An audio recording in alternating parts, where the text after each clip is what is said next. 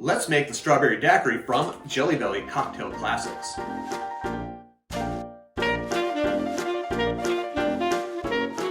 The first thing we have to do is open up all these packages. So that's what I'm going to do. I got my little scissors.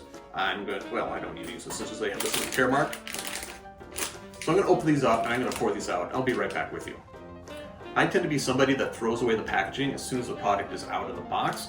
This time I managed to save one of the packages, well, a couple of the packages actually, and I'm glad I did because they have a color coding on the back. So we've got two pinks here, one for the pomegranate Cosmo and one for the Strawberry Daiquiri. And this darker green is clearly the Strawberry Daiquiri, while this darker green, this darker pink is clearly a Strawberry Daiquiri, while the lighter one is clearly the pomegranate Cosmo. So now I know which are which. So I'm going to get to sorting. I'll be right back with you.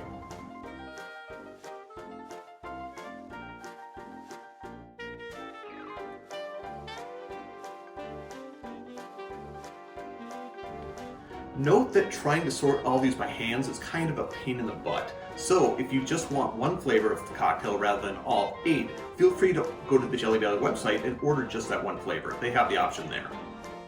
We are going to be building this drink in the glass, and the official glass for this is a coupe. And I'm going to start by putting my Jelly Bellies right into the glass.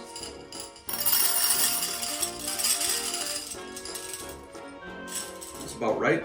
And for future reference, I got about 12 of those little packets, and I've got about half as much again. That gives you some proportions if you want to make more than one drink, or make sure you have enough Jelly Bellies on hand. Finally, the garnish.